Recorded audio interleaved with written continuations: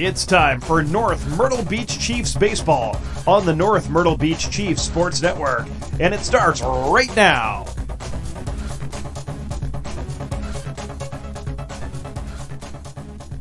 Good evening and welcome to North Myrtle Beach Chiefs baseball here on the North Myrtle Beach Chiefs Sports Network. My name is Brandon Biskobing. I'll be bringing you all the action as the number 8 ranked North Myrtle Beach Chiefs try to finally get a win here in the Mingo Bay Classic, day 3 of the Mingo Bay Classic, as they take on Newburgh Free Academy Goldbacks.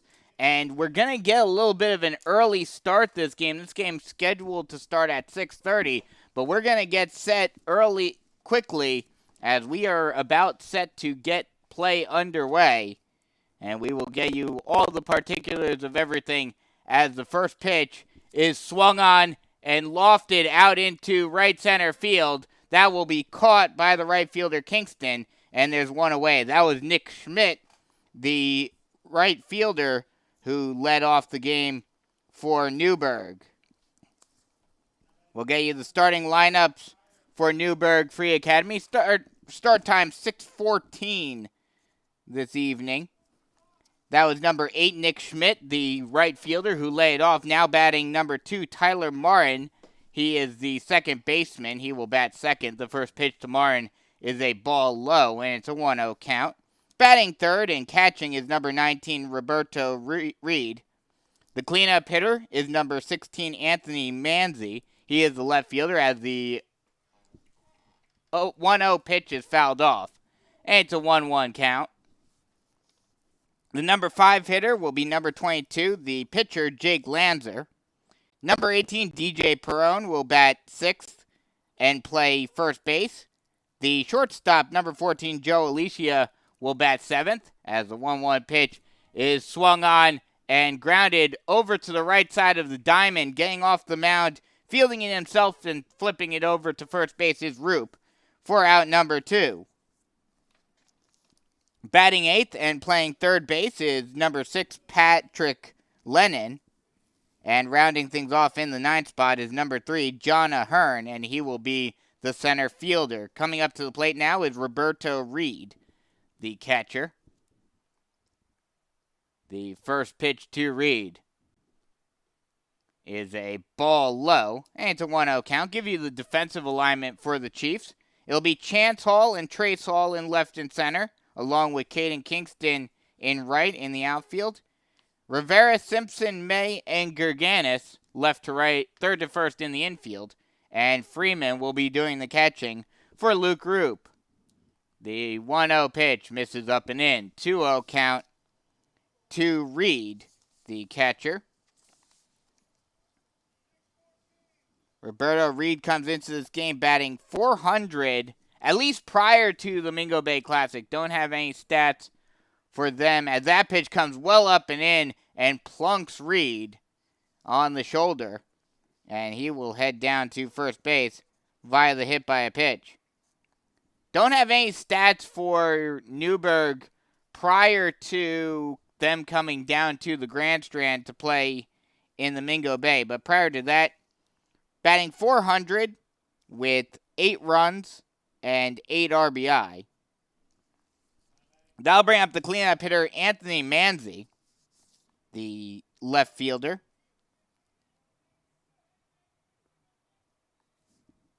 Manzi also batting .400 prior to coming down to the Grandstand with 3 runs and 5 RBI. The first pitch to Manzi is fouled back, and it's 0-1. Luke Roop on the bump for the Chiefs. Get you his particulars in just a second. Roop, this is his 8th appearance. All of them starts thus far this season. As the 0-1 pitch is a ball low and inside, and it's a 1-1 count.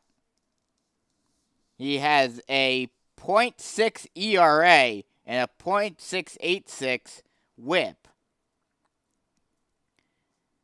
And that is a great stat line for him. Has only given up 8 walks and has 29 strikeouts already on the season. That pitch is swung on and missed for strike 2, and he's looking to get his first strikeout of this game right here with 2 away.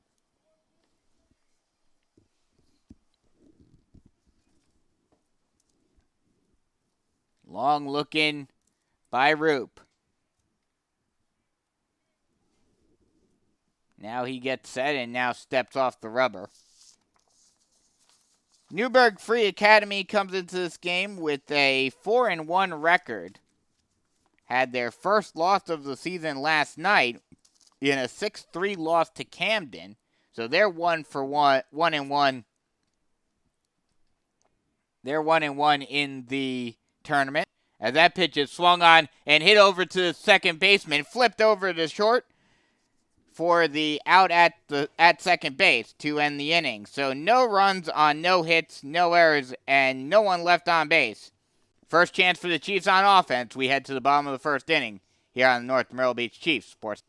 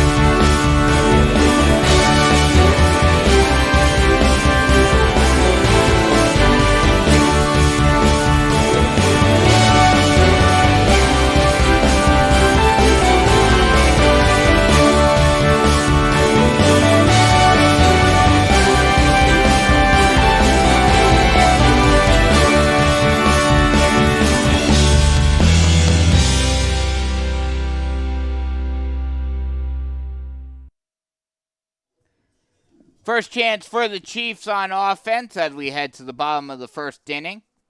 We'll give you the starting lineups for the Chiefs. It will be number 6, Chance Hall, leading it off and playing left field. Batting second, and the shortstop is number 2, Grayson Simpson. Burgess Gergan as the first baseman, number 17, will bat third. Batting cleanup and pitching today is number 19, Luke Roop. Number 18, Caden Kingston, will bat fifth and play right field.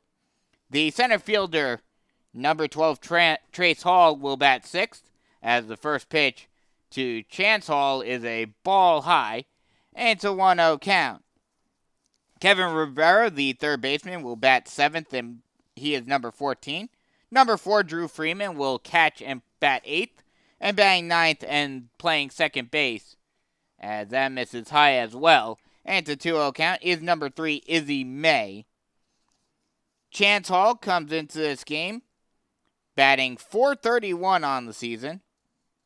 15 runs and 10 RBI to his credit. That pitch, a strike, just a get-me-over fastball, and it's a 2-1 count. 73 degrees and sunny outside today. Beautiful day here. Has been a beautiful week weather-wise for the Mingo Bay Classic. Wind blowing slightly in and to right field, and blowing a decent bit out there. Probably about 8 to 10 miles an hour. As that pitch misses up and away. 3-1 count now.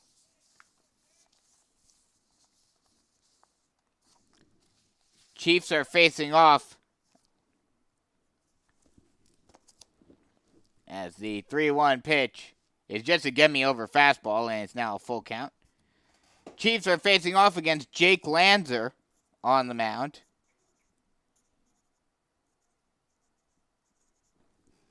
We'll get you his particulars in just a second as the payoff pitch misses up and away, and Chance Hall works a walk. That'll bring up Grayson Simpson.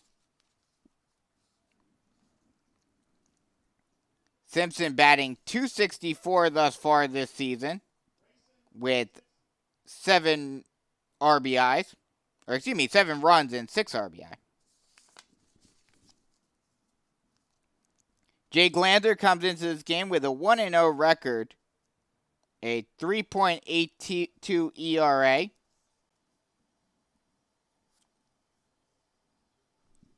As the first pitch is on its way, that misses away. And it's a 1-0 count to Simpson. Has given up 4 hits, 5 walks in 7 1/3 innings pitched, and has 16 strikeouts to his credit. That pitch misses inside, 2-0 count.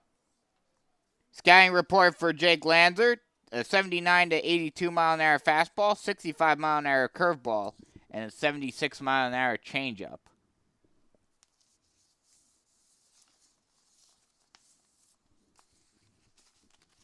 The 2-0 pitch. Long look by the lefty Lanzer. Now he throws a pickoff throw over to first base, keeping Hall close.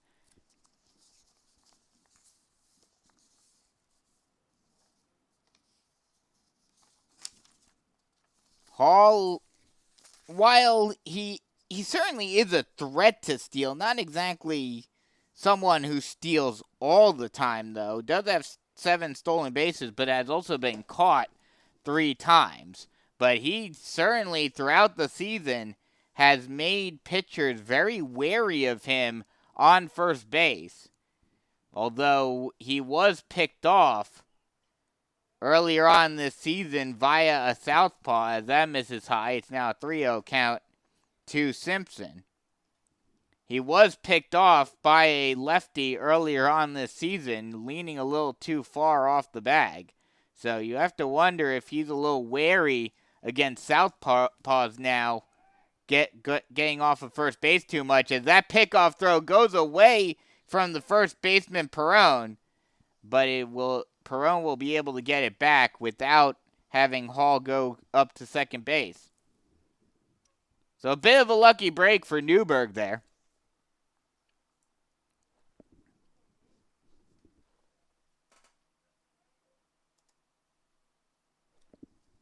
Long look in by Lanzer. Now he sets and deals. Just a get-me-over fastball right down the heart of the plate, and it's now a 3-1 count. This is the first time these two teams have ever faced in either school's history. And not really all that surprising. That's, like I mentioned last night, that's one of the great things about the Mingo Bay Classic, seeing all these teams coming out from around the country, particularly around the Northeast or around the East Coast, up and down the eastern seaboard. As that ball's fouled off, and we'll do it again at 3-2.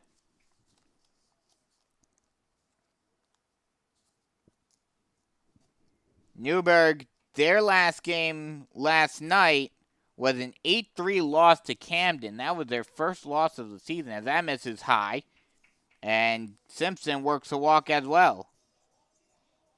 So 2 straight walks for the Chiefs, and that's one thing that the Chiefs have done very well at throughout the season, has been plate discipline. They've been fortuitous that they've faced off against a few wild pitchers this season, but it's surprising to see Lanzer be this wild, considering how highly touted he is. We'll get you all that information later on in the game.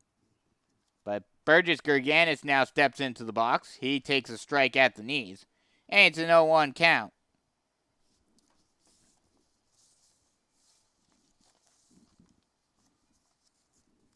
Gerganis batting .245 this season with 11 runs, 2 home runs, and 12 RBI. That pitch, a ball just a little high. And it's a 1-1 count.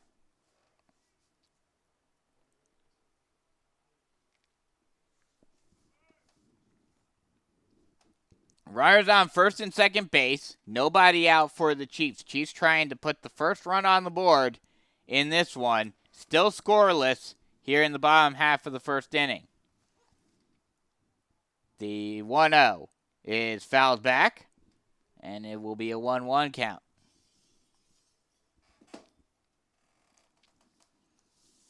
Chiefs trying to get their first win in this year's Mingo Bay Classic after winning it all last year, culminated by a thriller of a victory against Socastee, a walk-off victory. Obviously, last year, a little different due to still being in the COVID era.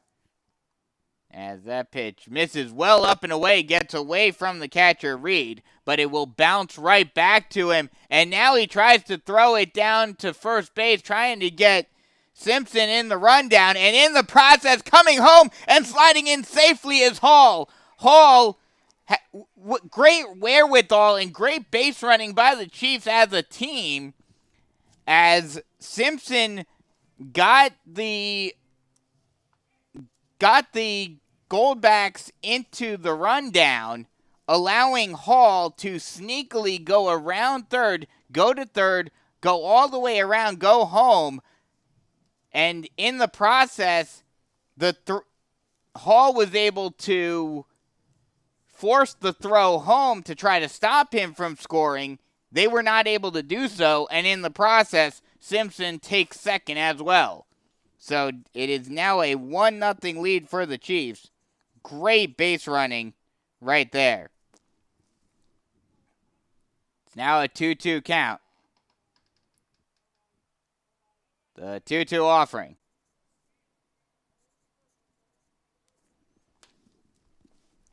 But I can't stress it enough. We've talked about some base running mishaps by the Chiefs throughout the season, as that pitch is swung on and hit out into right center field. Ranging over and making the catch is the center fielder, Ahern, but it will be deep enough to move Simpson up to third. So a second run is just 90 feet away now, and that'll bring up Luke Roop. That'll give me the opportunity to give you the defensive alignments for Newburgh. It will be Manzi, Ahern, and Schmidt in the outfield, left-right. Third to first in the infield, it's Lennon, Alicia, Martin, and Perrone. And Reed is doing the catching for Jake Lanzer. The first pitch to Roop is fouled back, and it's an 0-1 count.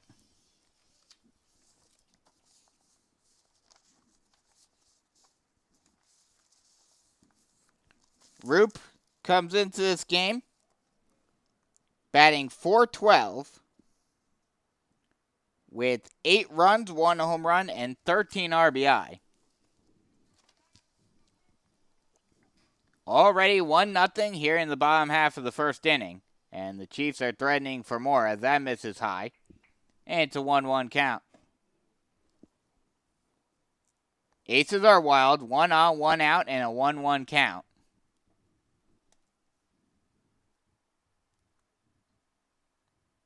The 1-1 pitch. Ball in the dirt, gets past the catcher. That'll be a wild pitch, and in the process, Simpson will scurry home and score the second run of the game for the Chiefs. It's now 2-0 North Myrtle Beach. Mark that as a wild pitch. And the base running has been what has allowed the Chiefs to take this 2-0 lead.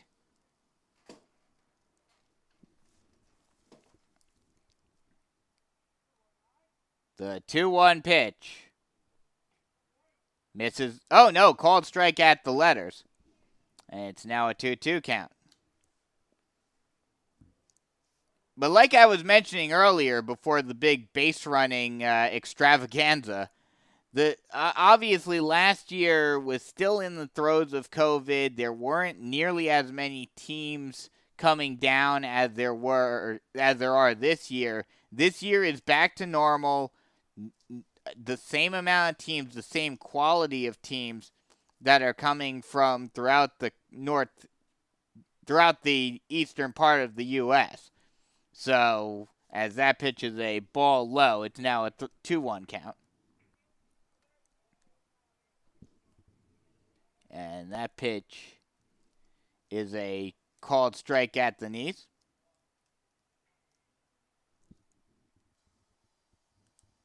3-2 count now. The payoff pitch is swung on and hit into the hole into center field, right past the ranging glove of Alicia at short. And the Chiefs continue their hot start to the game. That's the first hit of the game for the Chiefs. It doesn't feel like it, but that is the first official hit for the Chiefs. Already 2 runs on the board for North Myrtle Beach. That'll bring up Caden Kingston, the right fielder. Caden Kingston batting .209 this season with 5 runs and 5 RBI. The first pitch to Kingston, some high heat that gets Kingston to swing out in front of it. And it's 0-1. He tried to catch up with that one, but just could not.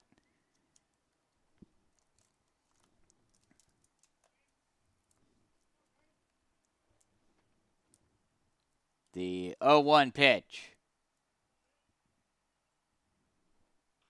That ball's fouled back, and it'll be an 0-2 count. 0-2, 1 away.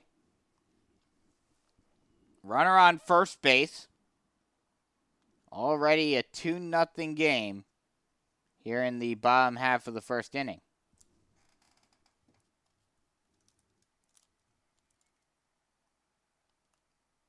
The 0-2 pitch. Long look by.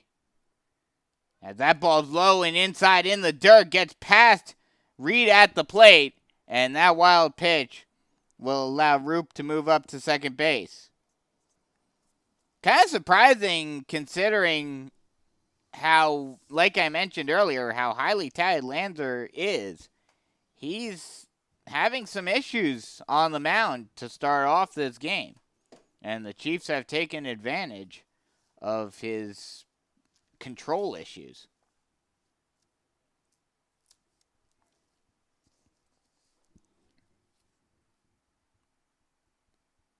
The pitch misses high. It's now a 2-2 count.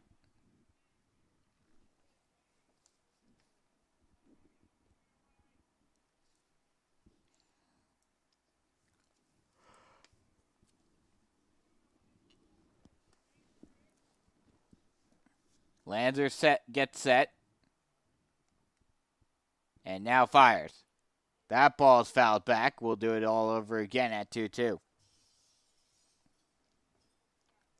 And that's another thing that the Chiefs have done well early on in this game, has not only having the good plate discipline, but also having some good plate vision and being able to foul off some tough pitches to keep at-bats alive.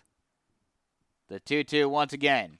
That ball is swung on and grounded over to the third baseman. Thrown on to first base for the second out of the inning. Nice job by Lennon at third. That was a hard shot. He was able to look Roop back to second base. Roop probably wouldn't have gone anyway since it was hit to the left side of the infield.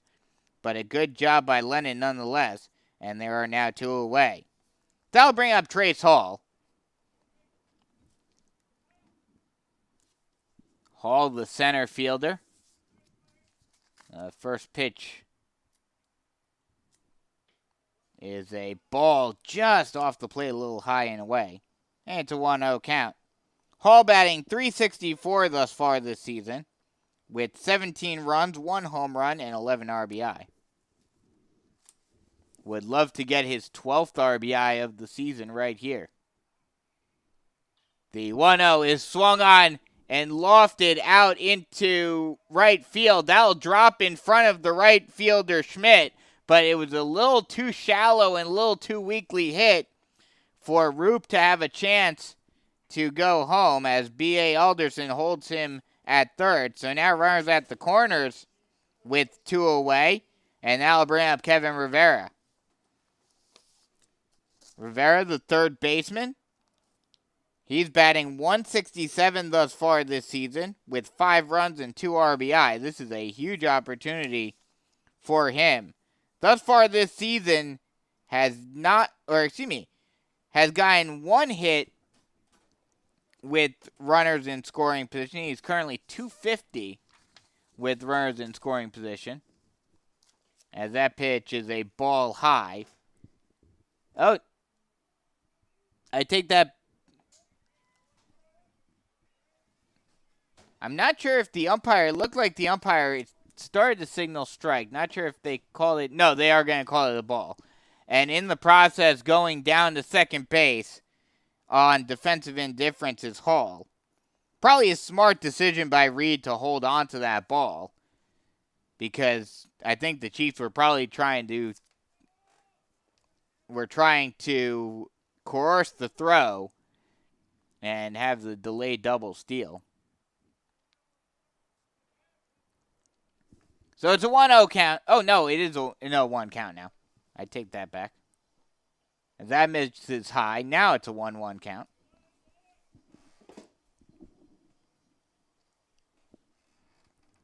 One and one, 2 away. Chiefs already up to a 2-0 lead here in the bottom half of the first inning, and threatening to score a few more with 2 runners in scoring position. That pitch is fouled back, and it's now a 1-2 count.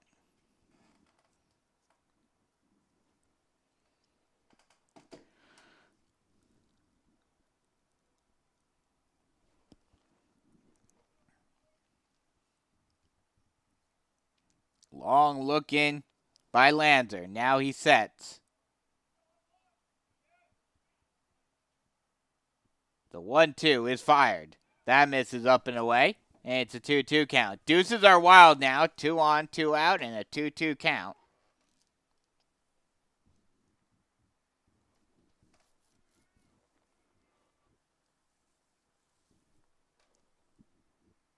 This is exactly what the Chiefs needed, as the 2-2 pitch is fouled back once again, and we'll do it all over again at 2-2. Like I mentioned before, the Chiefs doing a very good job of, even when getting down into these 2-strike counts, fouling off some pitches and making Lanzer work.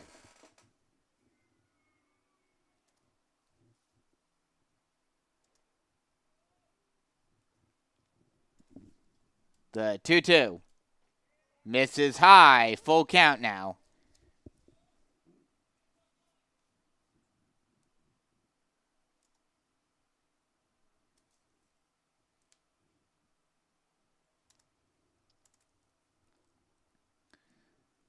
Lanzer in this first inning already up to 34 pitches, as that pitch is a ball and another walk for Lanzer, and now the bases are loaded for Drew Freeman.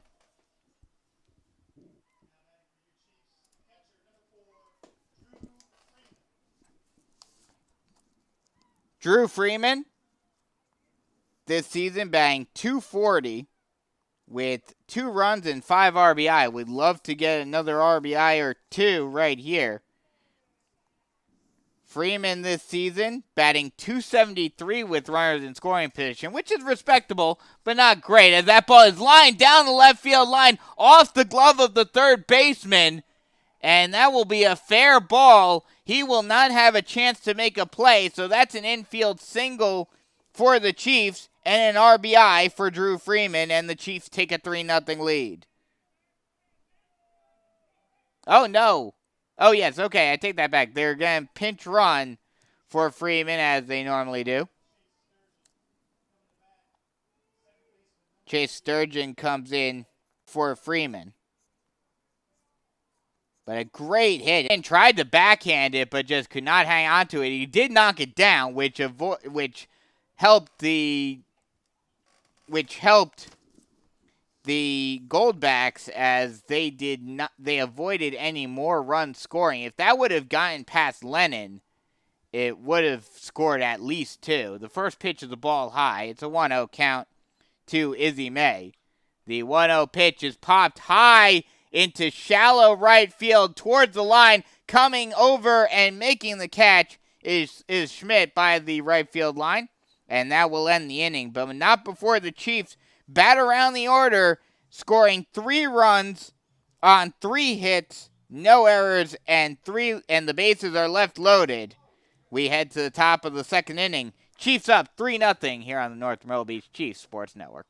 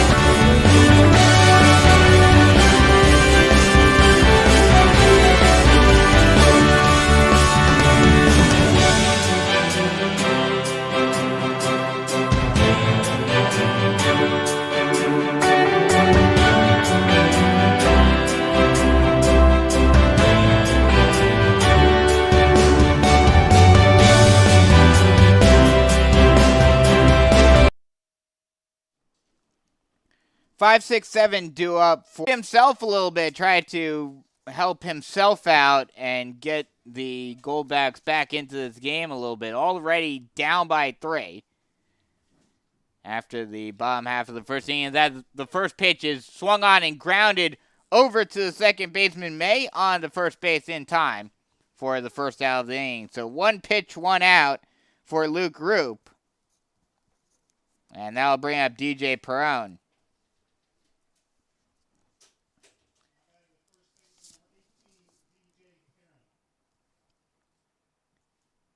Perrin, the first baseman, has not had an at-bat yet this season. In 2 plate appearances, has scored twice, as that pitch is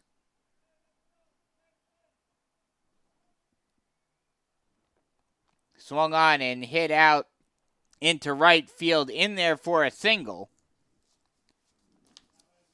So a 1-out single for Perrin. And that'll bring up Joe Alicia, the shortstop. Alicia this season has not gotten a hit yet in 6 at-bats. Or excuse me, 4 at-bats, 6 play appearances. And that's a ball low in the dirt. It's a 1-0 count. Good block by Freeman, keeping it in front of him. Alicia does have 3 runs and 2 RBI.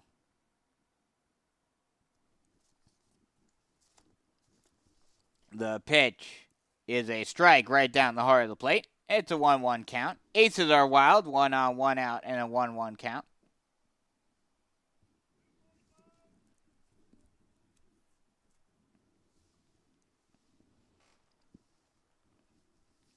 The 1-1 pitch misses low in the dirt, 2-1 count. We are here at the Hank Hester Sports Complex here in Little River, South Carolina. 310 to each fence. 310 to each pole down the right and left field lines. And 355 to straightaway center field as a pickoff throw over to first base, keeping Perone close.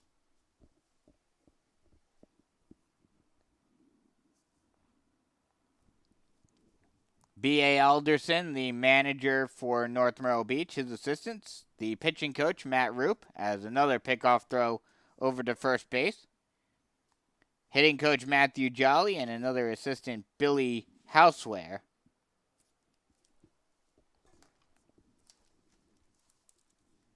The 2-1 pitch is popped high into shallow right center field. Coming out and making the catch is the second baseman, May.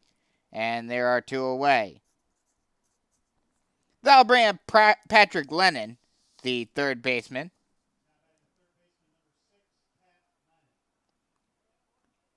Pat Lennon batting .500 thus far this season with 1 run and 2 RBI.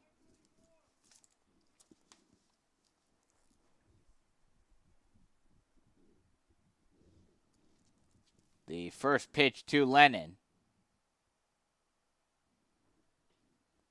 is a ball low. It's a 1-0 count.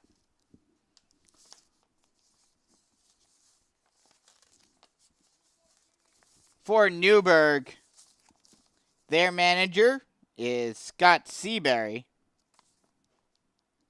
Their assistants are Brian Wilson and John Martin.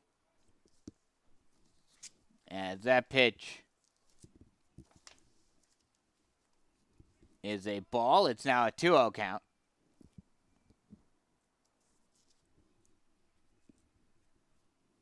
The 2-0 pitch is swung on and hit out down the right field line, but foul. And we'll do it all over again at 2-1.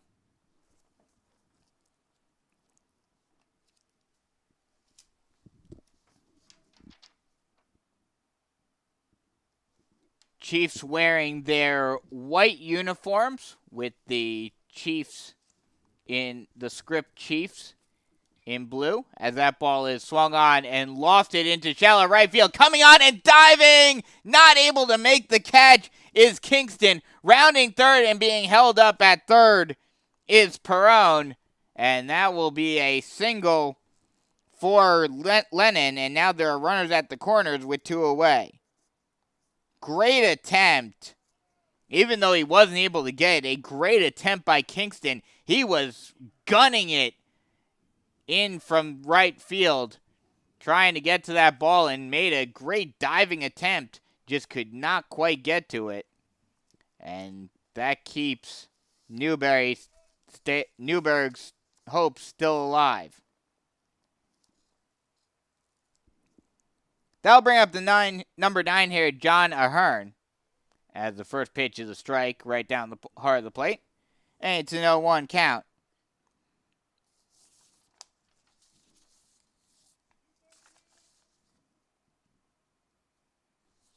Ahern has not gotten a hit yet this season, but it has 2 runs and 1 RBI. That pitch just a little inside. And it's a 1-1 count. Chiefs wearing their white pants and the blue caps with the North Myrtle Beach baseball logo on it. Newburgh wearing their gold uniforms with the black shoulders and black lettering with the white trim. And black caps and white pants. That pitch fouled back. And we'll do it again at 1-2.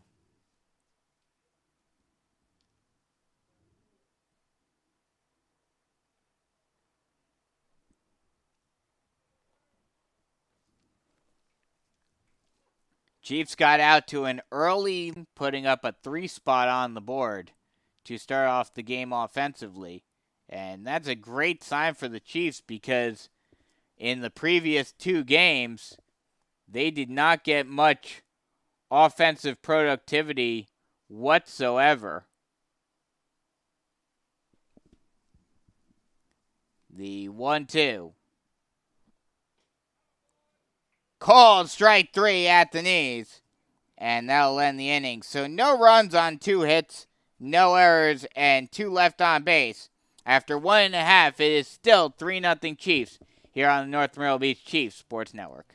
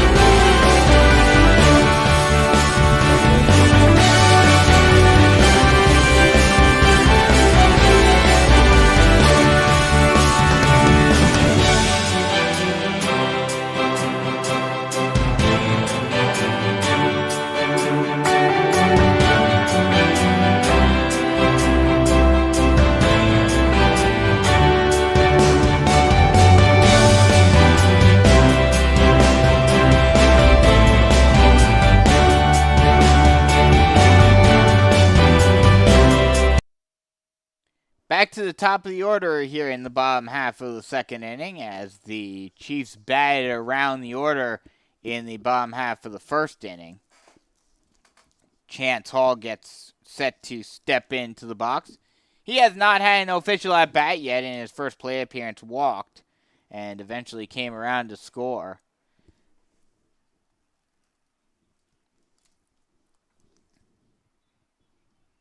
The first pitch to Hall is swung on and lined down the left field line past the ranging glove of Lennon into left field for a double, as that ball will get all the way to the wall, and a leadoff double for Chance Hall, and the Chiefs look to be in business once again here in the bottom half of the second inning.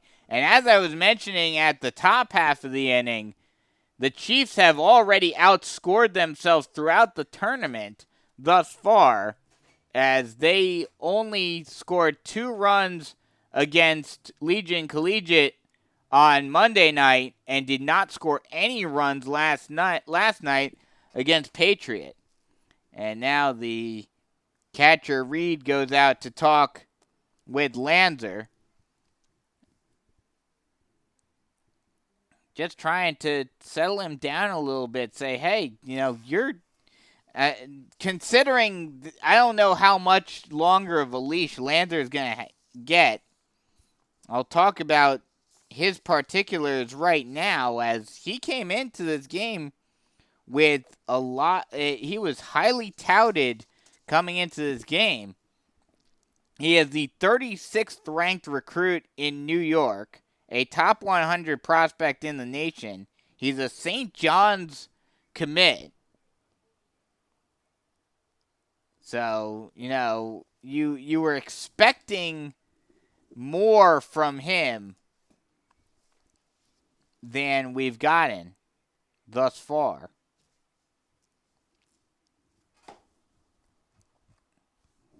This game, you were expecting a pitcher's duel, and it's funny. It seems like when you're expecting a pitcher's duel, it becomes a hitter's battle, and when you think the hitters are going to have the advantage, it becomes a pitcher's duel. That pitch misses high, and it's a 1-0 count to Grayson Simpson, who also does not have an official at bat yet. He walked in the first inning and then came around to score via a wild pitch. The 1-0 will not come, as Lanzer will step off the rubber looking Hall back. And like I mentioned in the last inning, when Hall was on base, he attracts a lot of attention from opposing pitchers. The 1-0. Bunted A great bunt down the third base line, perfectly placed. Long throw. No one's there to cover first base. And they will say he beat it out. No one even tagged the bag. And so an infield bunt single for Simpson. And now there are runners at the corners with nobody out. That'll bring up Burgess Gerganis, who flew out to center in his first at-bat. But you have to imagine that, now even if Gerganis hit the same fly ball that he did in the last inning, it will be a sacrifice fly this time around.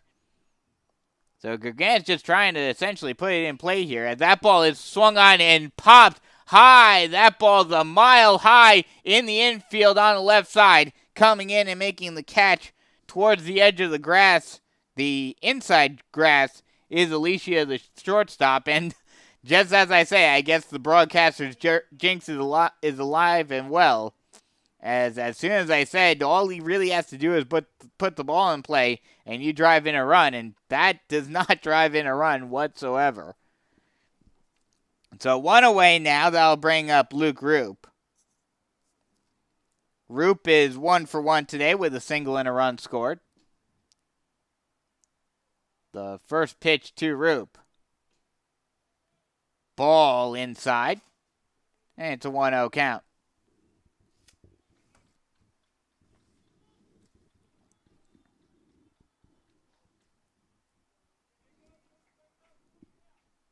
Lanzer looking in for the sign. Now gets set. The 1-0 pitch. Swung on and lofted out into right field. Actually, that was a ground ball over to the second baseman. Thrown on to first base in time for the second out of the inning. But meanwhile, the run will score. Hall will score. And it is now a 4-0 ball game. So a productive out for Chance Hall. That also moved Simpson up to second base. That'll bring up Caden Kingston. He's 0 for 1 today. Grounded out to the third baseman as that ball's fouled off. And it's an 0-1 count.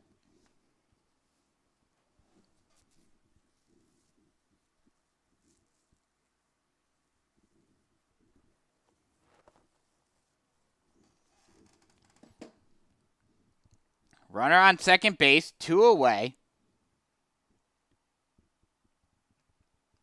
Chiefs trying to keep this inning alive. Already 1 on the board in this inning, up by 4-0. That pitch is a strike at the letters, and it's an 0-2 count.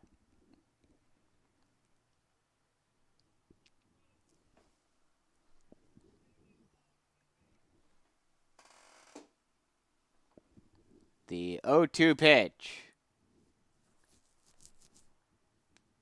Long look in by Lander, and now he steps off the rubber, and he will reset. And now Lander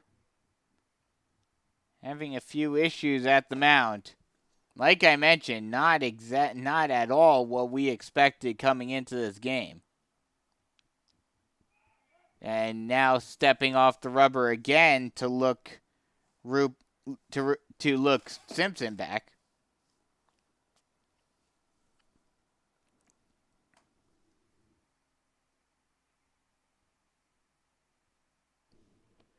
The 0-2 pitch. Ball just a little bit off the inside black. And it's a 1-2 count.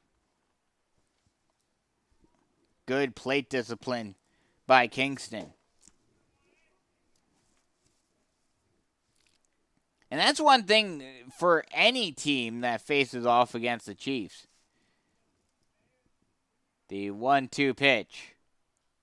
That ball's fouled back. Any team that faces off against the Chiefs, you have to be very fine and very precise with your pitches if you want to try to paint the corners. Because the Chiefs are very good at looking at close pitches and getting those ball calls.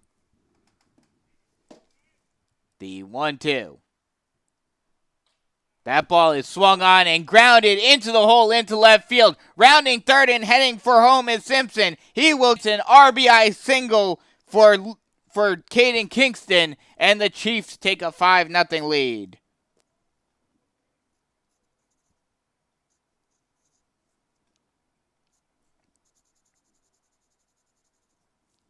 That'll bring up Trace Hall. He's 1 for 1 today. Hit a single, but was stranded at third. Runner on first base, 2 away. Chiefs already up by 5 here in the second inning. And this is not at all what I think anyone expected coming into this game. That ball is bunted, a perfectly placed bunt, and diving. It was popped up a little bit. Diving and trying to make the catch was Lennon, but he is not able to hang on to it, and it will fall foul. And it's an 0-1 count.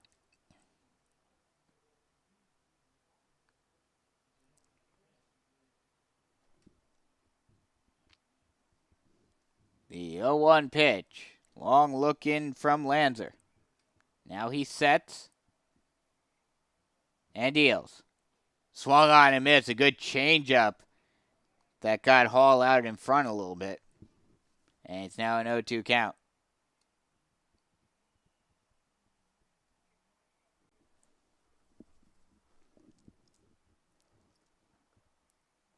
The 0-2.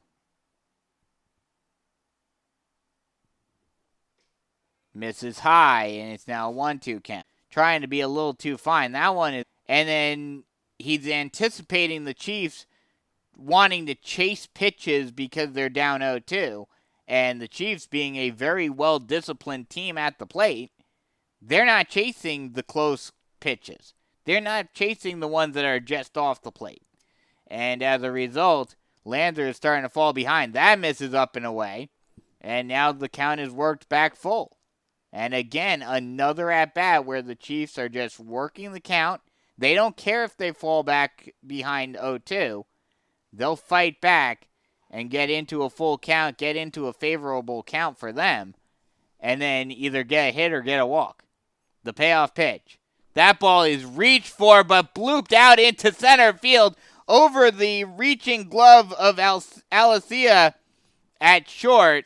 And that is another 2-out single for Hall. And now there are runners at first and second base with 2 away. That'll bring up Kevin Rivera. He does not have an official at-bat yet today, but he did reach on a walk in the first inning, but was stranded at second. So the hot bats keep on coming in this second inning. That is the Chiefs' 4th hit in this inning. The first pitch misses up and away. It's a 1-0 count to Rivera.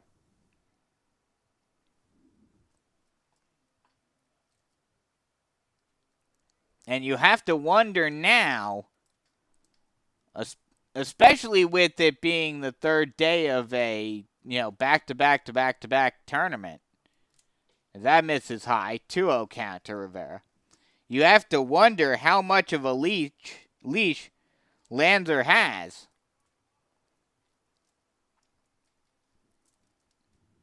You have to wonder if they how much of a bullpen they have. I knew pitchers on Monday. Not sure how many they used yesterday.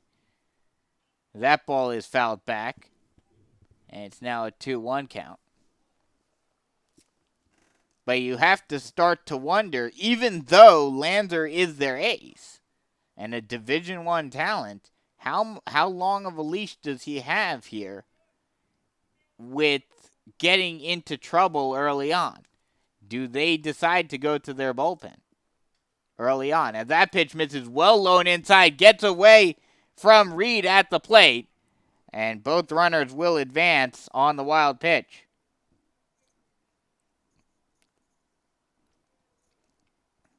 So now 2 runners in scoring position at second and third for the Chiefs.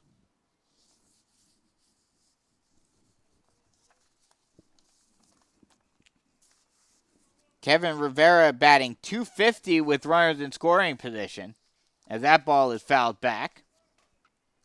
And it will do it again at 3-2.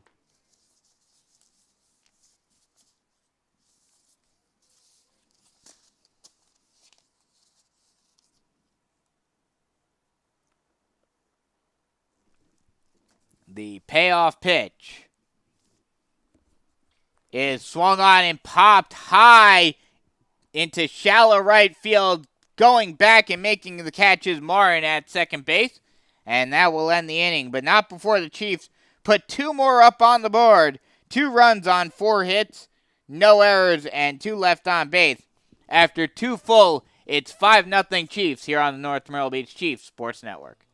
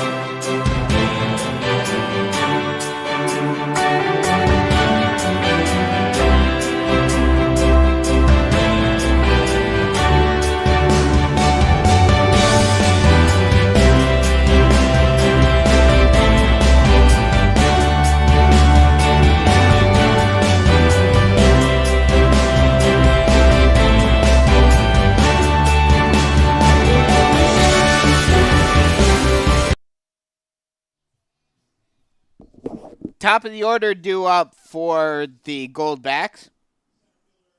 Nick Schmidt steps into the box. He's 0 for 1 today with a fly out to right field.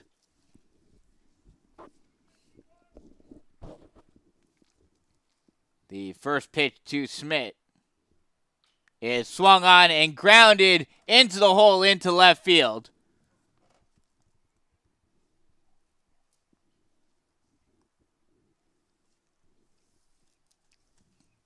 Or actually, I take that back. That was actually hit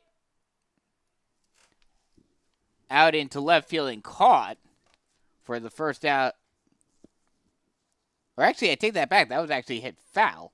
Couldn't see it very well going down the left field line. And it's now an 0-1 count. That pitch misses high. It's a 1-1 count now. The 1-1 pitch. That ball swung on and missed. Not sure. It looked like Schmidt was out in front of it a little bit, so that might have been a bit of a changeup from Roop. And now it's a 1-2 count. The 1-2. Misses inside. 2-2 count now. Luke Roop in his 3rd inning of work. He is a follow prospect according to Perfect Game USA. The last Perfect Game event he did, as the 2-2 is swung on and fouled back. We'll do it all over again at 2-2. The last Perfect Game event he did was a C35 15 under regional showcase. There was an 80 to 81 mile an hour fastball, 71 mile an hour curveball, and a 74 mile an hour changeup. The 2-2. That ball is fouled at the plate, and we'll do it again at 2-2. His dad is pitching coach Matt Roop, and he mentioned at the beginning of the season that Luke is planning on going to a few showcases and a few college events during the offseason, in particular to Vanderbilt, as that pitch plunks Schmidt, and that hit by a pitch will put a runner on first base to start off the inning for Newburgh. That'll bring up Tyler Martin. He's 0 for 1 today. He grounded out back to the pitcher in the first inning.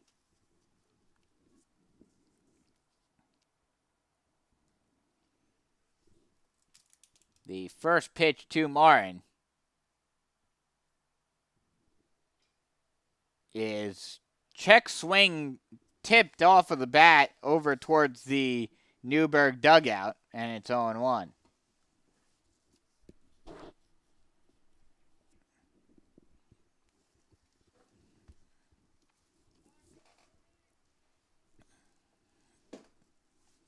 The 0-1 pitch.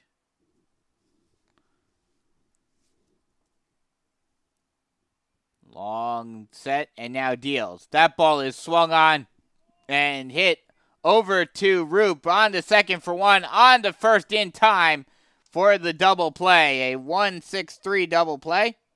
And after the hit by a pitch, it shuts down that. And now that'll bring up Roberto Reed. He does not have an official at-bat today. He was hit by a pitch in the first inning.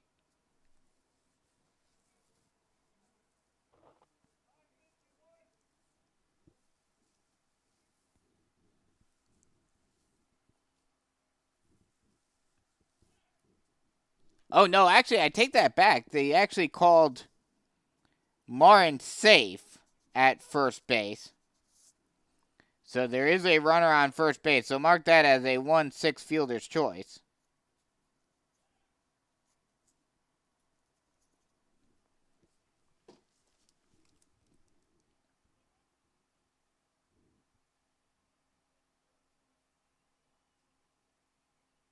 The first pitch is a ball low, and it's a 1-0 count.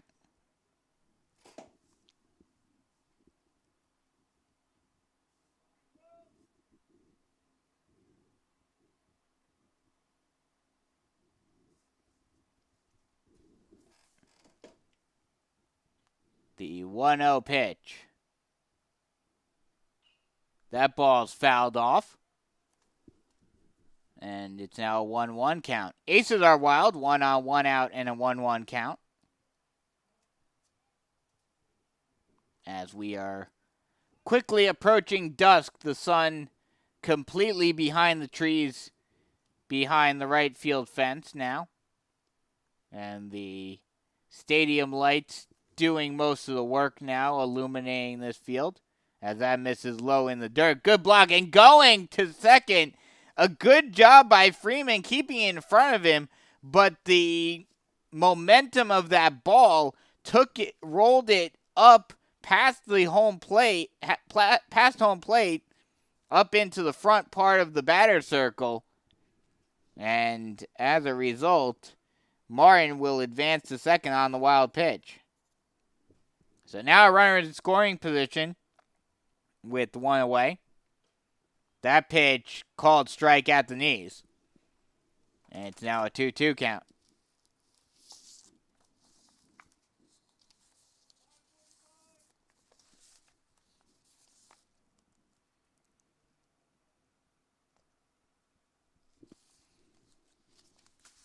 The 2-2 is fouled back. And we'll do it all over again at 2-2.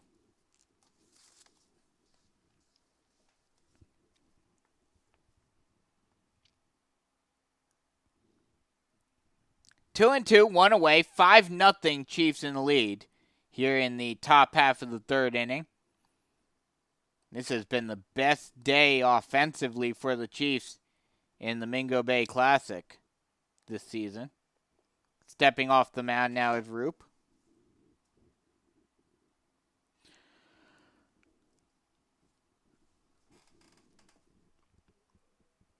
The 2-2 pitch.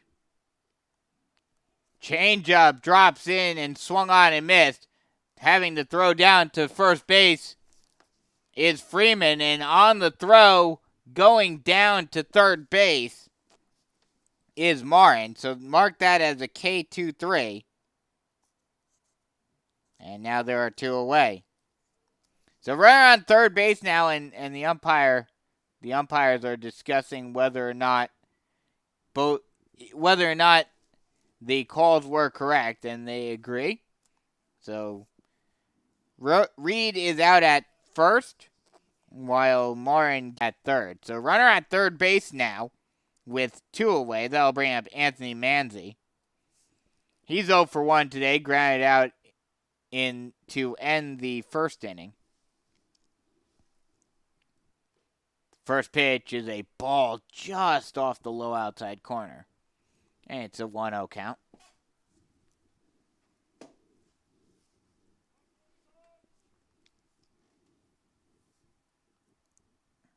Long look in by Roop. Now he steps off the rubber. And the umpire's talking to both benches about something. And now the manager for Newburgh goes to the umpire to talk about it. And they're going to discuss why the umpire, I think he gave a warning to both benches. I'm guessing about talking about balls and strikes. So we'll see how much of it, if that plays any role in the rest of this game.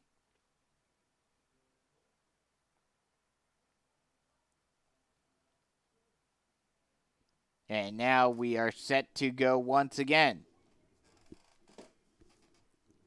1-0 count, 2 away. 5-0, Chiefs in the lead. The 1-0. Ball just off the lower part of the plate. Just missing the knees. And it's a 2-0 count. The 2-0. Ball low. A little lower this time, and now it's a 3-0 count.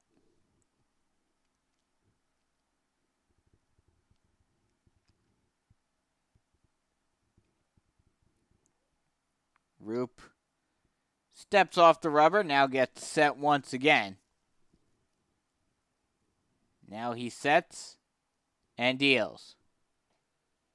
Called strike, just a get-me-over fastball by Roop over the heart of the plate, and it's now a 3-1 count.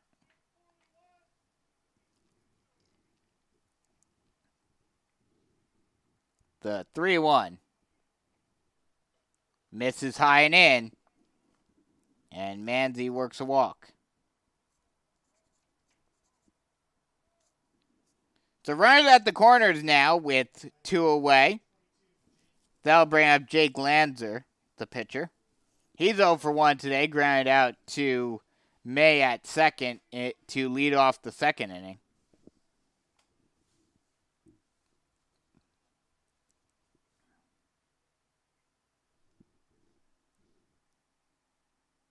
The first pitch is a called strike on the inside black, and it's 0-1.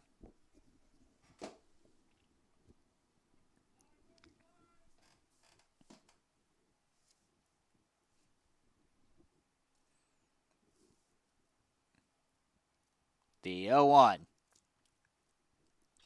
That ball is swung on and hit over to the first baseman, Gerganis. He'll step on first himself for the final out of the inning. So no runs, no hits, no errors, and 2 left on base. After 2.5, it's still 5-0 Chiefs here on the North Myrtle Beach Chiefs Sports Network.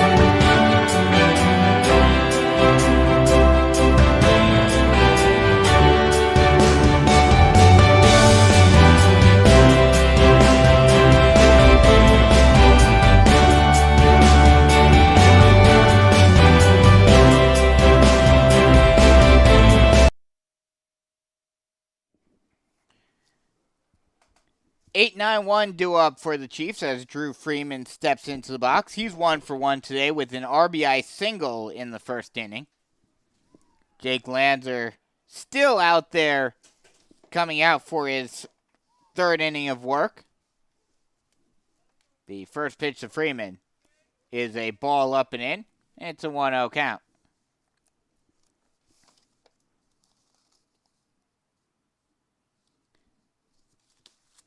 Lanzer during the non-high school season as the 1-0 pitch is a strike at the letters. And it's a 1-1 count. During the non-high school season, plays for Northeast Pride National. Northeast Pride National. He is considered the eighth-ranked left-handed pitcher in New York.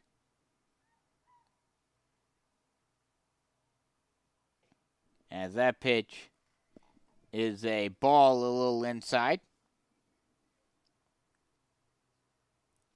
And he's ranked 164th nationally out of all of the left-handed pitchers. He is a very highly touted prospect, obviously going to St. John. It's a 2-2 count.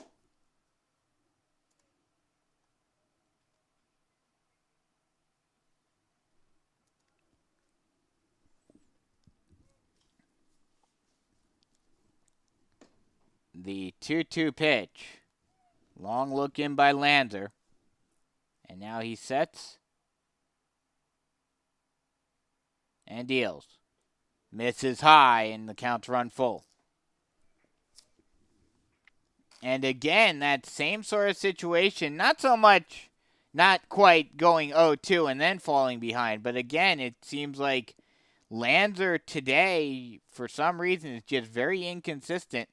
And that pitch swung on and missed. Pictures that they have great stuff. They have great action on their pitches.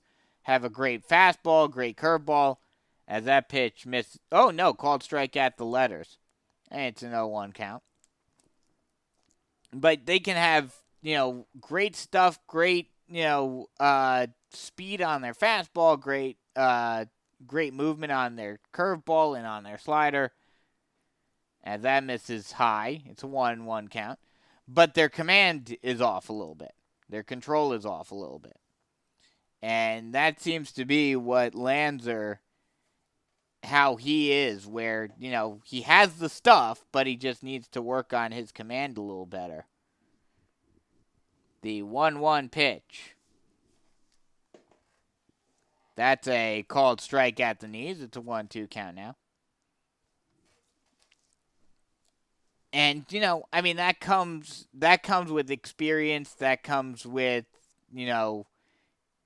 just getting better at your arm action, all of that. That's something that can be taught.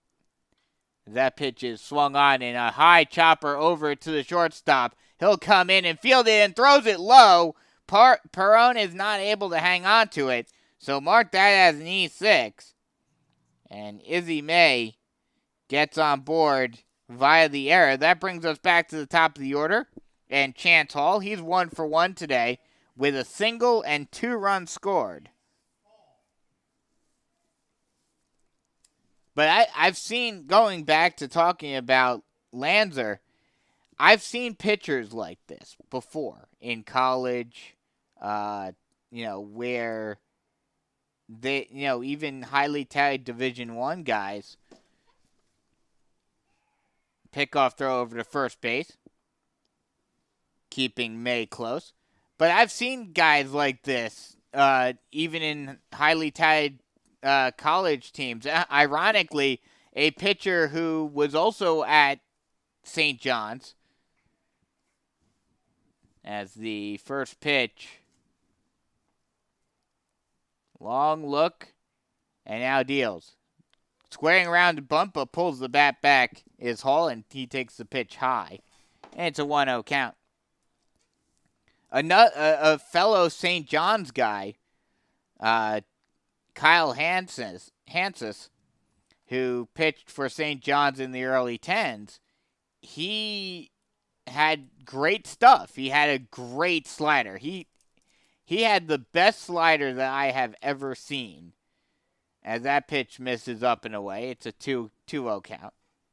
He literally made a batter turn his back thinking the ball was going to hit him, and then the ball broke over the plate. He had some filthy stuff. But then there were games where he would have great command and would be able to locate his pitches perfectly, and he would be dominant. But then there were other games where he would struggle as that ball is bunted, perfectly placed bunt down the line, bobbled, and not able to recover in time as Lennon, and he throws it wide of Perone, and that not only, and now moving up to second is Hall. So mark that as an E5. So 2 errors for Newburgh, and the Chiefs are threatening once again. So Hall moves up to second on the throw home, making sure that Izzy May doesn't go home. So now there are 2 runners in scoring position with 1 away. That'll bring up Grayson Simpson. He's also 1 for 1 today with 2 runs scored. The first pitch to Simpson misses well high, and it's a 1-0 count.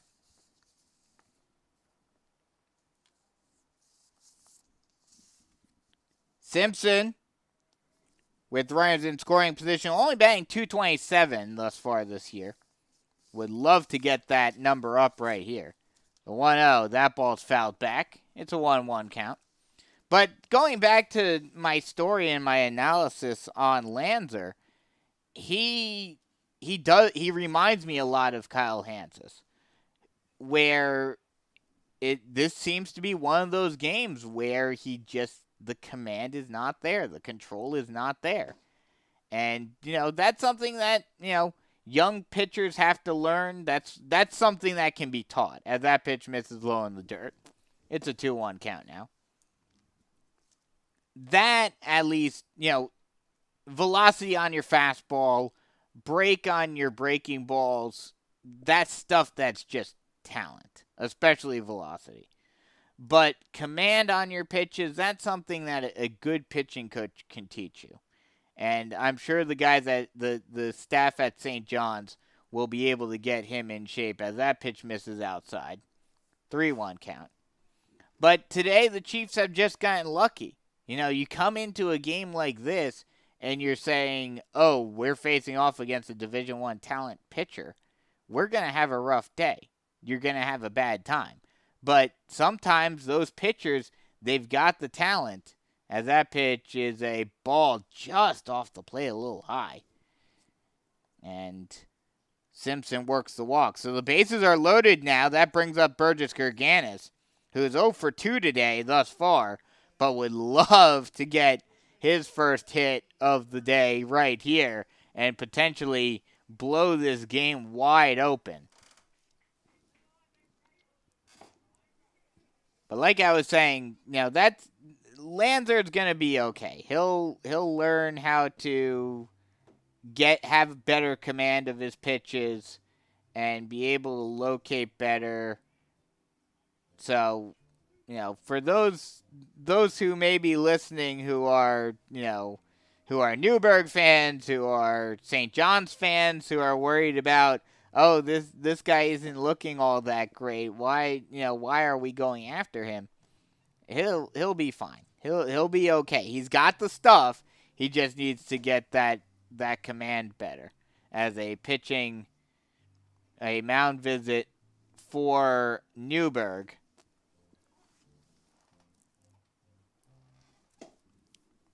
And now the pitching coach for Newburgh goes back to the dugout, and we are set to get underway once again, keeping Lanzer in the game. So at least for now, they're keeping him in. There is a player for Newburgh that's at least starting to stretch, isn't throwing yet in the bullpen. Oh, actually, I take that back. I was looking a little bit too far. There is a pitcher warming up for Newburgh. out in the right field bullpen as that ball's fouled off. And it's an 0-1 count.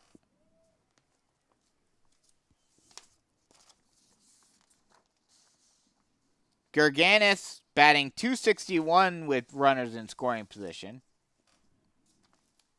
Not as good as you would expect for a number 3 hitter like Gerganis, but still has been effective. That's a strike right down the heart of the plate. And it's an 0-2 count.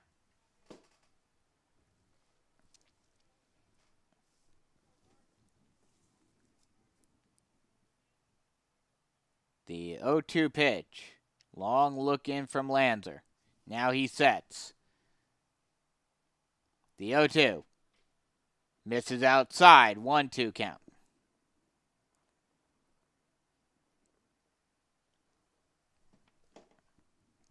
Chiefs would love to put more runs on the board in this game. Already up by 5-0 here in the bottom half of the third. That pitch misses low in the dirt. 2-2 count now.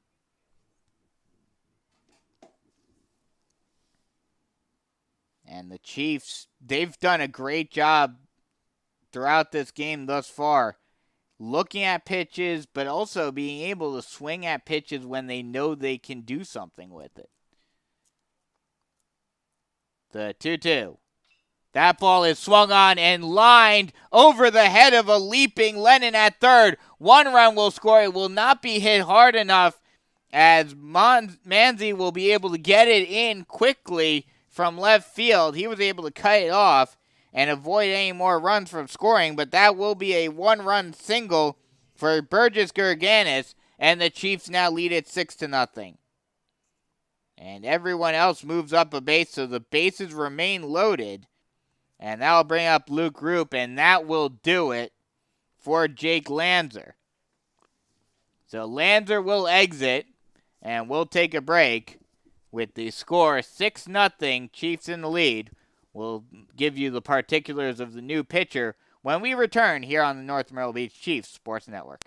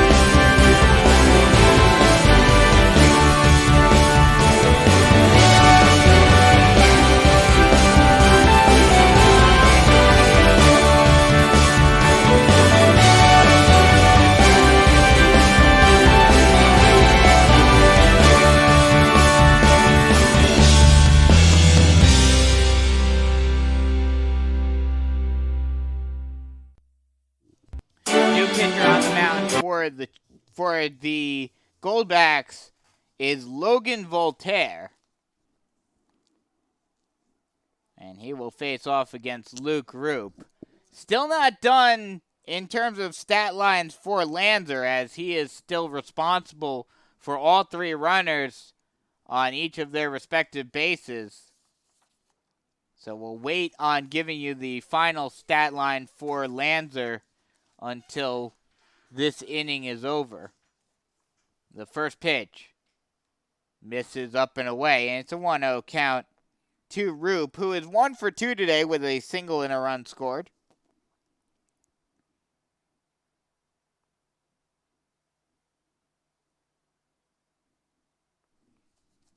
This is Voltaire's first appearance of the season, as that pitch is a ball just off the plate. I don't even know where that missed. That looked like it was right down the heart of the plate, but it might have been a little bit high and away.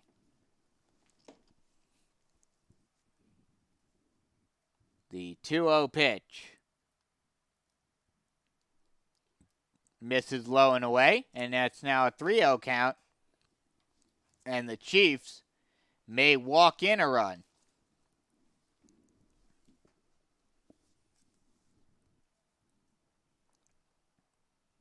After losing the last 2 games this week, as the 3-0 is a ball outside and an RBI walk for Luke Roop, and it's now a 6-0 ball game.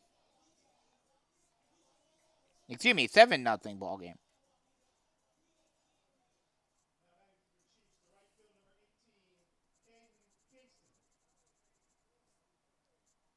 So bases are still loaded with 1 away. That brings up Caden Kingston. He's 1 for 2 today with an RBI single. 7-0 Chiefs in the lead. That pitch is a called strike right down the heart of the plate. And it's 0-1. But like I was mentioning, this has been a great bounce-back game for the Chiefs after having a rough go of it in the first 2 games of the tournament. Change up, called strike at the knees, and it's 0-2. This would be a big out for Voltaire, if he can get it.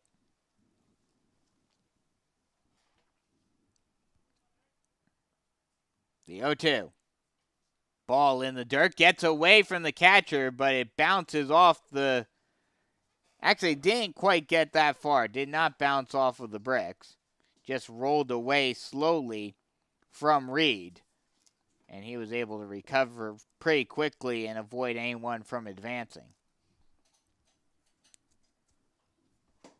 Unless a ball slowly rolled and a catcher lost sight of it, it would be very hard for someone to score from third base here at the Hank with how close the backstop is. As that ball is flown out into right field, that will be deep enough to get Simpson home.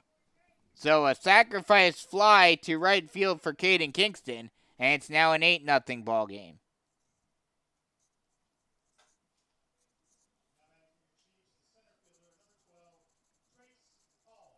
That'll bring up Trace Hall. Also moving on that was Gerganis. He moves up to third. And Luke Roop stays at first. So runners at the corners now with 2 away. Trace Hall, 2 for 2 today. Has 2 singles to his name.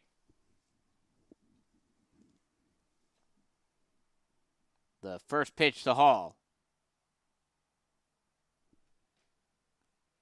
Called strike right down the heart of the plate. And it's 0-1.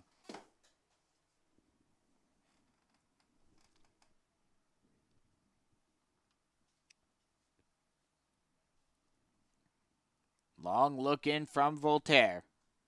Looks over to first, now gets set. The 0-1. Ball in the dirt. Good block by Reed, and it's a 1-1 count.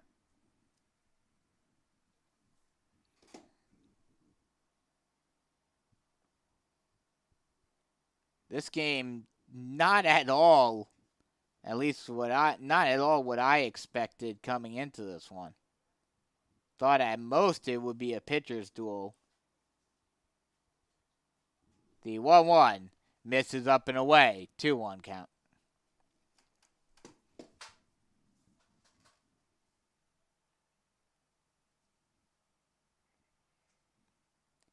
Kind of surprising, but not surprising at the same time, that the Chiefs aren't considering potentially putting on a delayed double steal here.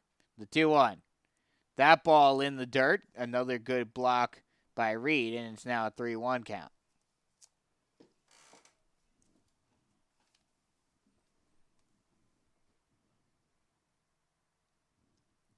Three and one, 2 away, 8-0 Chiefs in the lead here in the bottom half of the third inning.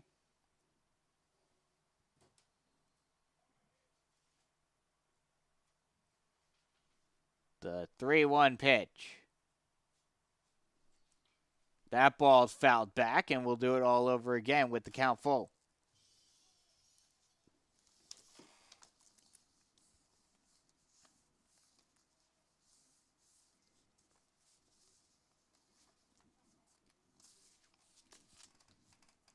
The payoff pitch.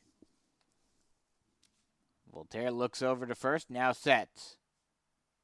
The payoff pitch. Ball just off the plate outside. The catcher, Reed, was trying to frame that one. I thought it was a strike, but nevertheless, it is a ball. And now the bases are loaded once again. That'll bring up Kevin Rivera. And if he can get on base here, the Chiefs will have batted around the order in this third inning. The second time, well, the first time they fully bat around the order. This is already the second time that they've had 9 batters come up to the plate in this game. That ball fouled back, and it's 0-1. And they had 7 batters bat in the second inning. So that just shows how dominant offensively the Chiefs have been early on in this game.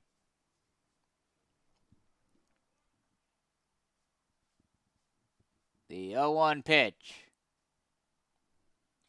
That ball's popped high over towards the Newburgh dugout, sliding for it, and able to make the catch. What a sliding grab by Perone, and that will end the inning, but not before the Chiefs put 3 more up on the board. 3 runs on 1 hit, 2 errors, and 2 left on base.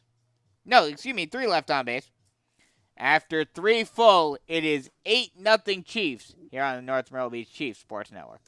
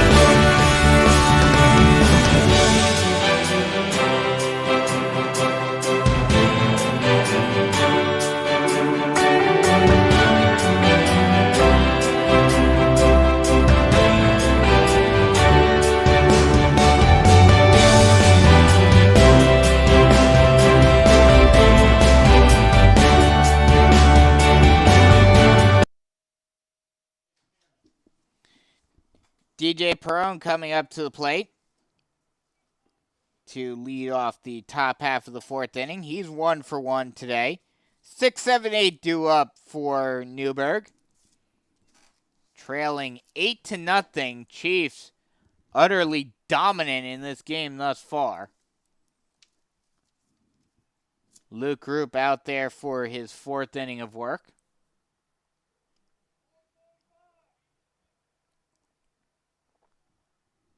The first pitch to Perone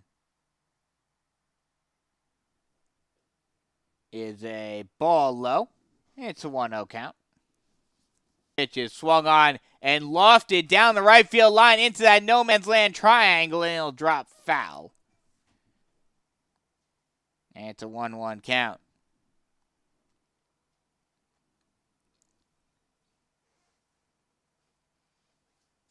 But you have to take for Luke Roop, considering the type of talent that he was facing off against on the other side. And he's been able to come in and play and pitch very well as that misses up and in. It's a 1-1 count.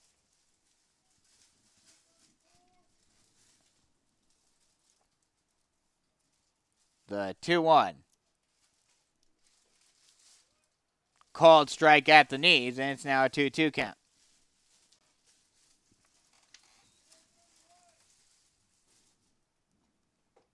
The 2-2 pitch. Well low and away. Gets away from Freeman at the plate, but with no one on base, no harm, no foul. And now the count's full.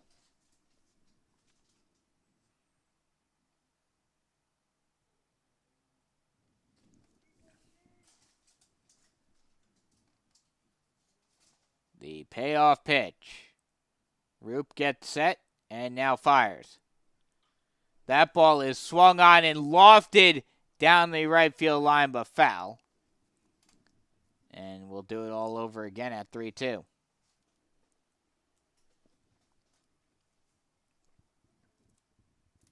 Three and two, one away here in the top half of the fourth inning. Chiefs already up by 8-0.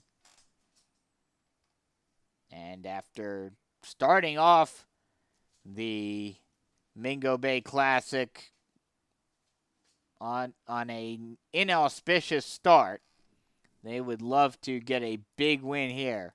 That pitch is swung on and fouled back, and we'll do it all over again at 3-2.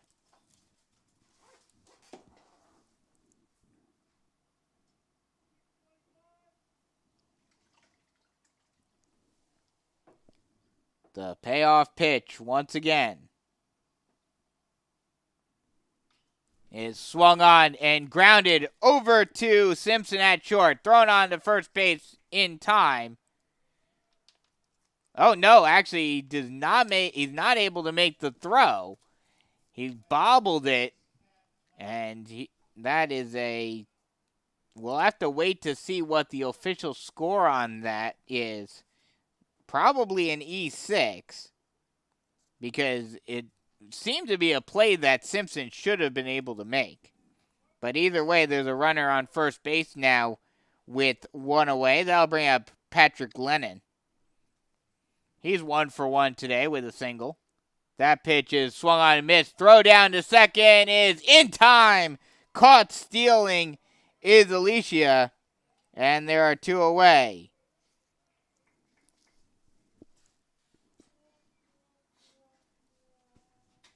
So the error by Simpson is erased by a beautiful throw by Freeman down to Simpson, and he applies the tag to get Alicia out. That first pitch, I believe it was called a strike. So it's an 0-1 count. The 0-1 is a ball low. It's a 1-1 count now.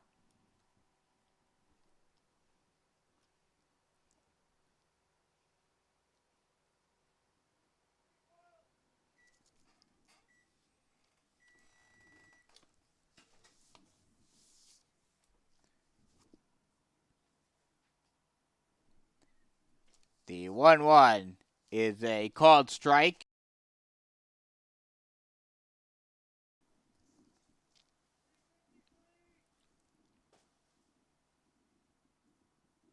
Patrick Lennon as that pitch is swung on and a slow roller over to Simpson. Will he be able to redeem himself? No, he will not, as the throw is awry. And Gerganis is not able to come up with it out of the dirt. And another error for Simpson. And now there's a runner on first base once again with two away.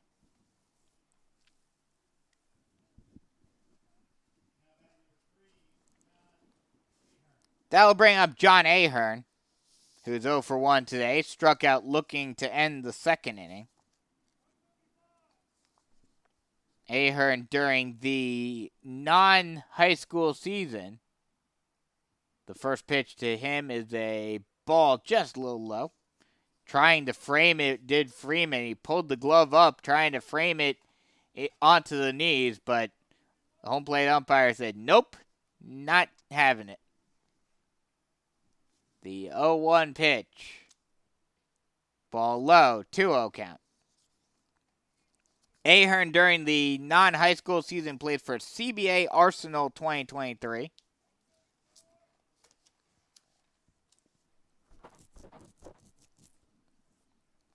The 2-0. Just misses a little high. And it's a 3-0 count.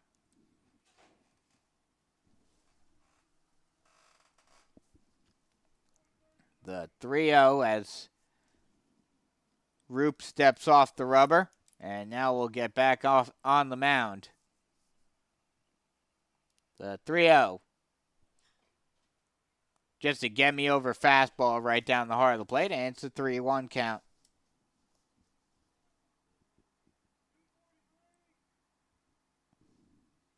Three and one, 2 away, runner on first base. 8-0 Chiefs in the lead, the 3-1.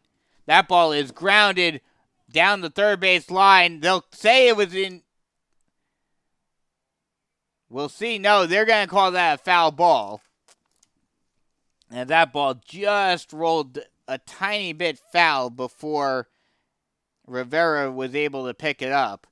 Probably fortuitous, too, as Ahern was gunning it down the line, and I think Rivera did make the throw, and it was a close one. It would have been a bang-bang play, but I think Ahern would have beat it out. But either way, it's now a full count with 2 away. Pickoff throw over to first base, keeping Lennon close.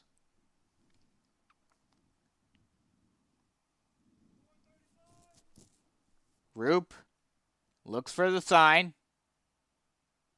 Now looks over to first and sets. The payoff pitch. That ball is swung on and grounded over to the shortstop. Simpson, third time's the charm, as he does make the accurate throw to Gerganis to end the inning. So no runs on no hits, 2 errors, and 1 left on base. After 3.5, still 8-0 Chiefs here on the North Myrtle Beach Chiefs Sports Network.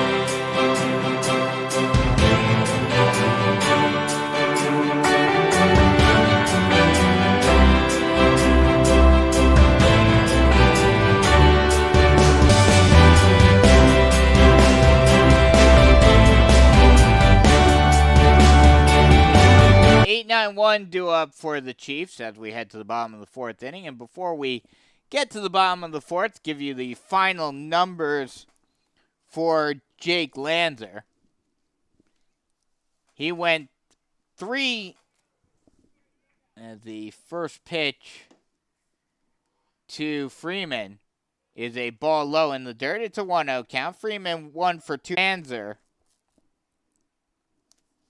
he gives up 8 runs, 4 of those earned, as that pitch misses outside. On 7 hits, 1 strikeout, and 4 walks. The pitch is a ball low. 3-0 count now.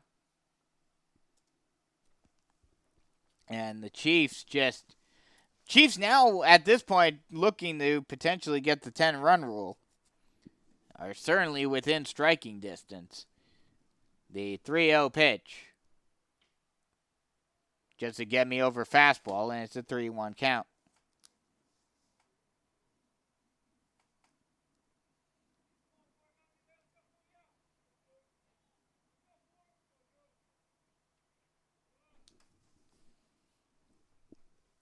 That pitch misses low and away, and that is a walk for Freeman. And the walk train continues for the Chiefs. That'll bring up the number 9 hitter, Izzy May. He is 0 for 2 today, reached on an error by the shortstop in the 3rd inning, and came around to score.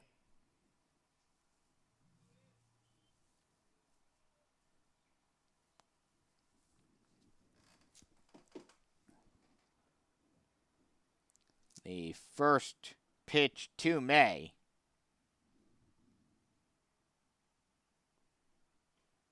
is a strike at the knees, and it's an 0-1 count. Something I've been meaning to ask B.A. Alderson about, and maybe I'll try to get this information prior to the next game, or once we get back into region play, is why, as the 0-1 is a ball low, it's a 1-1 count now. Why whenever Drew Freeman gets on base, he is always pinch run for? It may be something to do with Louisville.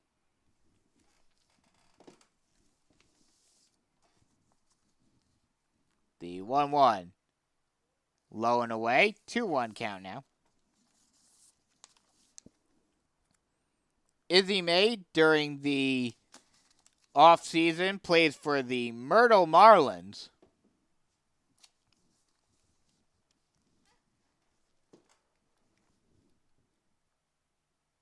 The 2-1. Low and away. 3-1 count now. And you have to wonder at this point, I mean, I mentioned this earlier when it came to Lanzer, but now with Voltaire as well, how big of a leash does he have on the mound? Or is it basically you're out there just to basically finish this game off? We're essentially conceding defeat at this point. That's actually a called strike at the knees, and it's now a full count.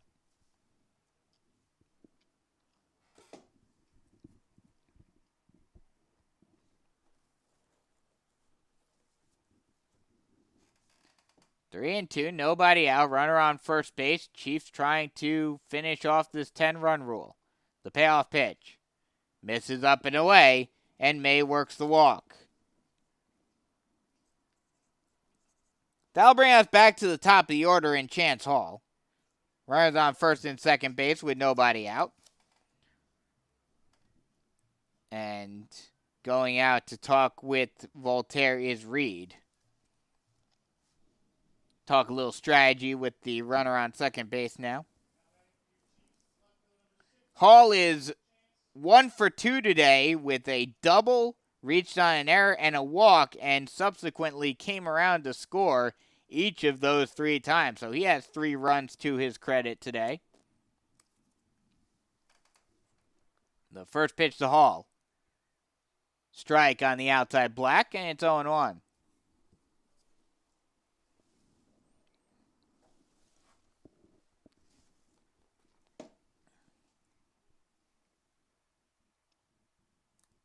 Long look in from Voltaire. Now ball low. And it's a 1-1 count. Chance Hall during the offseason plays for Dirtbag 16 under White. And he's done very well with runners in scoring position thus far this season.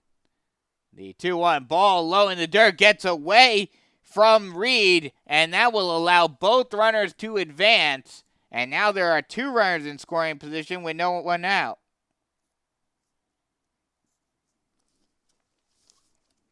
And what I mentioned before is now doubly so. As I mentioned, Chance Hall doing very well this season, batting .533 with runners in scoring position, and this could put it here.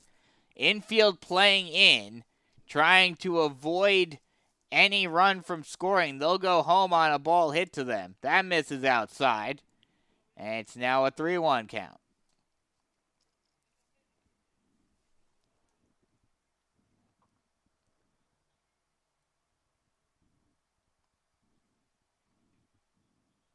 Long look in by Voltaire. Now he sets and deals. That ball is swung on and hit, lofted into right field. That sliding attempt is not able to be caught by the right fielder, Schmidt. Having the tag are both runners, but they are both able to advance. That'll be an RBI single for Hall. And now the Chiefs are just one run away from finishing this ball game. An RBI single for Hall. And it's now 9-0. And the 10th run is just 90 feet away. That'll bring up Grayson Simpson, who is 1 for 1 today. A single, 2 walks, and 3 runs scored. The top of the order has gotten more than half of the runs today, with Hall and Simpson each scoring 3 runs, and now Hall driving in one of his own.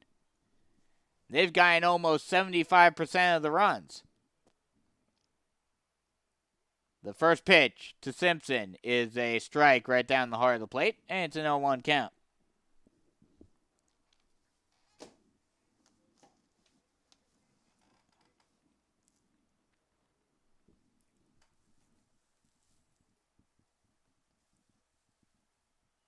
The 0-1 pitch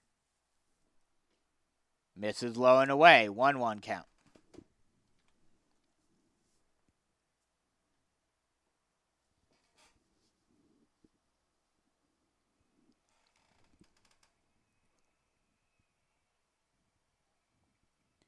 The 1-1 pitch.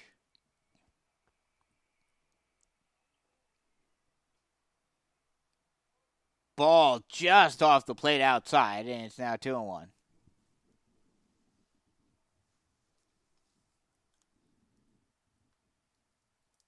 Chiefs trying to finish this one off. 9-0 here in the bottom half of the 4th inning with the 10-run rule runner just 90 feet away. The 2-1. Misses low and away, and a good job by Reed being able to reach out and catch that one. Almost lost that one, and that could have potentially allowed May to score.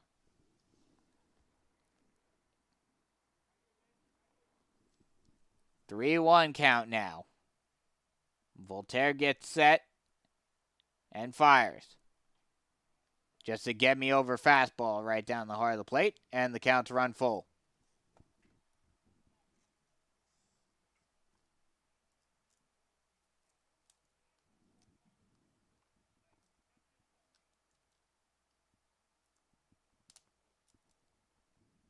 The payoff pitch. That ball is lofted down the right field line, coming in and not able to make the catch. It will fall out of play over into the Newburgh bullpen. And we'll do it all over again at 3-2.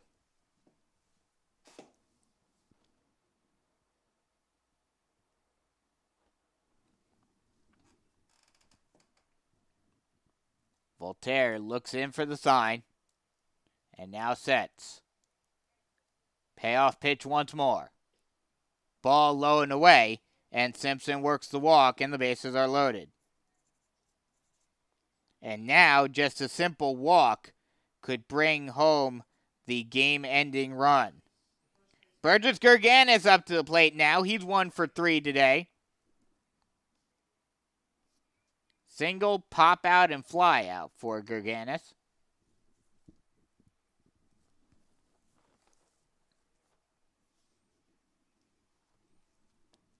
The first pitch to Gerganis.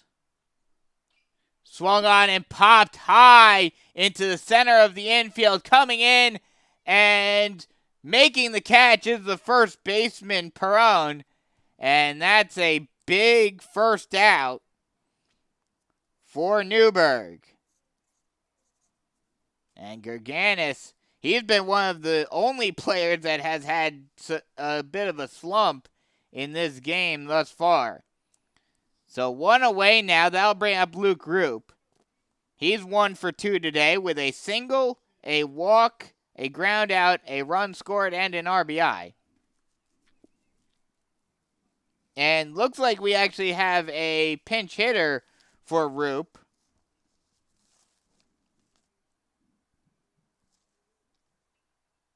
It will be number 9. I believe that's CJ Oxendine.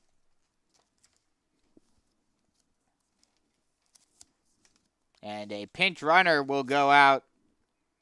Yeah, it is CJ Oxendine. Camden Gasky will come in to pinch run at first for Simpson.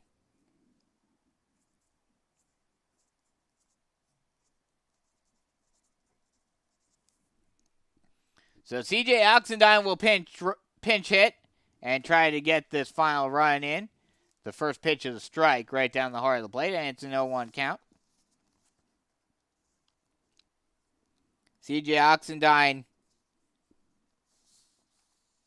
on the season, batting .250.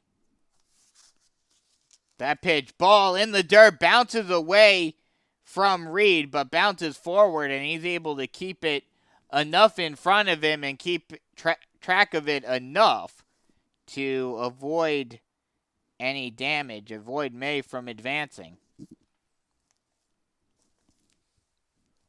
1-1 count now. The 1-1. Ball outside. 2-1 count now.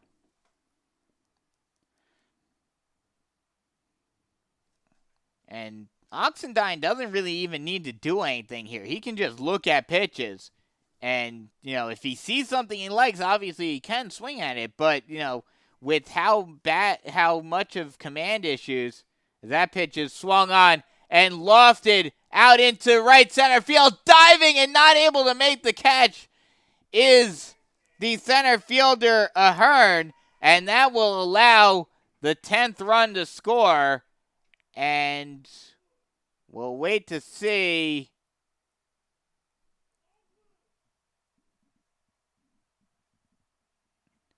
In games past, the losing team has just walked off the field, but Newburgh is not doing that. So we'll see if they're just going to play out the rest of this inning or how they will go about doing this. But either way, that is a single, an RBI single for Oxendine, and now it's 10-0.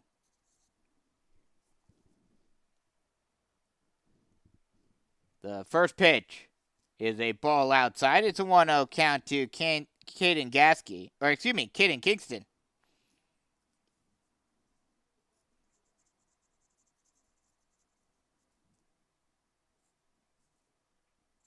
Bases are still loaded. 1 away. The 1-0 pitch.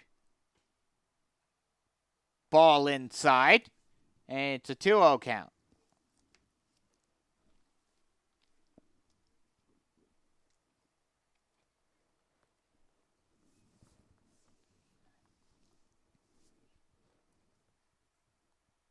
The 2-0 pitch. That ball is popped high into shallow center field, coming in. And, oh no, actually making the catch is the second baseman, Martin. He will call everyone off. And there are 2 away. That'll bring up Trace Hall. He's 2 for 2 today with 2 singles. Has been stranded on every single base thus far today, was stranded on third in the first, second in the second, and first in the third. Now, it would have been more funny if it would have been first in the first, second in the second, and third in the third. But a little backwards, if you will.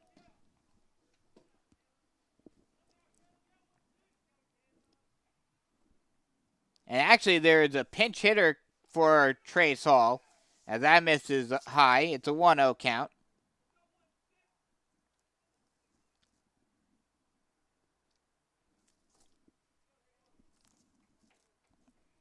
The 1-0 pitch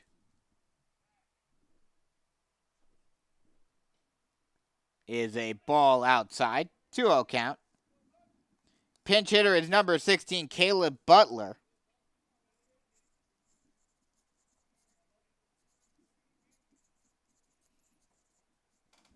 So, B.A. Alderson just emptying the bench now, just trying to get everyone some at-bats in this game. That's a called strike on the outside black. It's a 2-1 count now. And we'll have to wait and see following this inning what transpires. If Newburgh is just wanting to play out this inning and then call it, or if we'll play another half at least. That pitch misses low and away. 3-1 count now.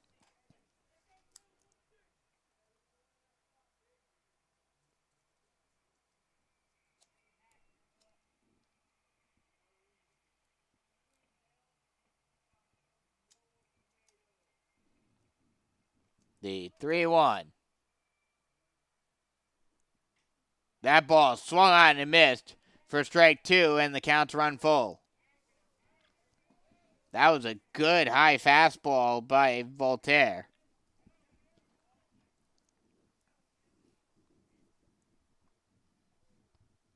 The payoff pitch. Voltaire gets set. The payoff pitch comes. Swung on and missed for strike 3, and that will end the inning. So, looks like we're going to play. Yeah, looks like we're going to play at least another half inning. So, the Chiefs put 2 more runs on the board on 2 hits, no errors, and 3 left on base. Bases are left loaded. We head to the top of the 5th inning.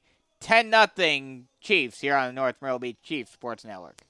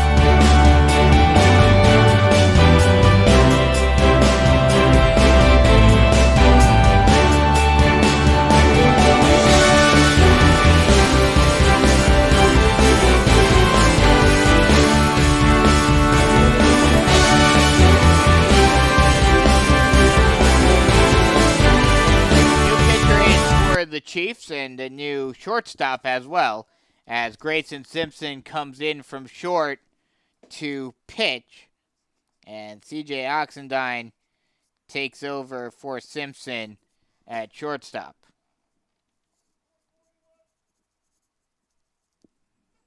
Top of the order due up for the Goldbacks. That pitch swung on and fouled off. And it's an 0-1 count. Actually, the first pitch was a ball. It's now a 1-1 count.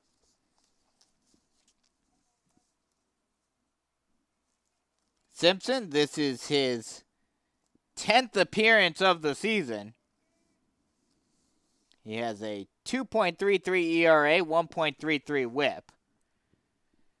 That pitch, a good fastball, rising fastball that got Schmidt to swing out in front of it, and it's now a 1-2 count.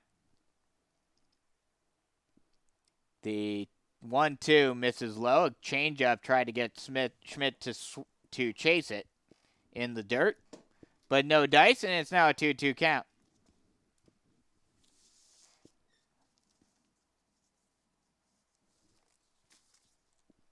The 2-2 misses outside. 3-2 count now.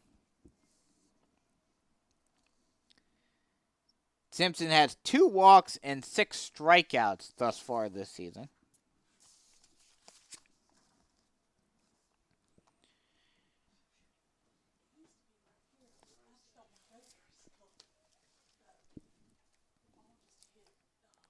That pitch is a called strike, and it's now a full count.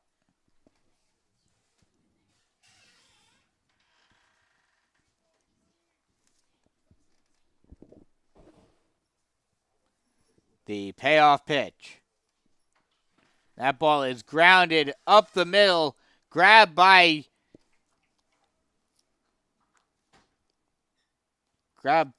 Simpson and flipped over to first base in time for the first out of the inning.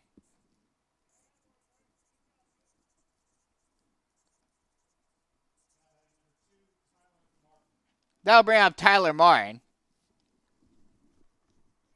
He is 0 for 2 today, reached on a fielder's choice in his last at-bat, and got all the way to third before being stranded there. That's popped up the elevator shaft, and will be caught by Freeman for the second out of the inning. So 2 up, 2 down for Simpson on the mound.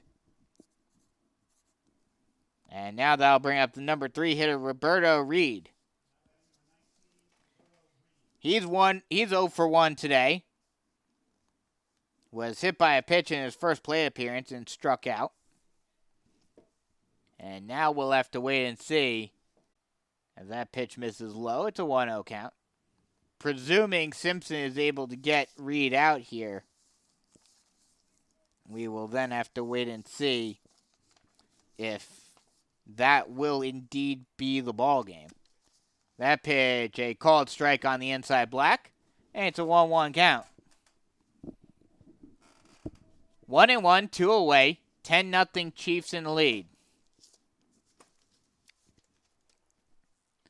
The 1-1 changeup just misses off the plate outside, and it's a 2-1 count.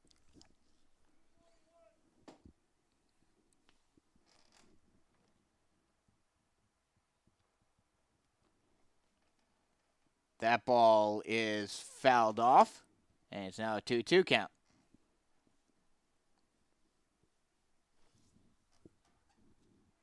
Two and two away. The pitch. Swung on and missed for strike 3. And looks like, that's going to do it. So, final score here. 10-0. Chiefs get another 10-run rule victory. This time over the Newburgh Free Academy Goldbacks. So that'll just about do it for here. Once again, final score 10-0. Chiefs 10-run rule, Newburgh Free Academy. We will see you guys again tomorrow evening as the Chiefs will play in their 4th and potentially final game of the Mingo Bay Classic. Not sure exactly who the Chiefs will be playing against tomorrow evening, but we will get you all the details as they become available to us As always, be sure to follow us online on Twitter at NMB Chiefs Online. When we get the information, when we find out who the opponent is for tomorrow evening, we will pass that along to you guys. And we will be right back here tomorrow evening for that game. Once again, final score, Chiefs 10-run rule, Newburgh Free Academy, winning it by a score of 10-0. This is Brandon Biskobing saying so long. This has been a presentation of the North Myrtle Beach Chiefs Sports Network in partnership with SHN Sports. I'm Brandon Biskobing saying so long, and we'll talk to you guys tomorrow. Once again, final score 10-0 Chiefs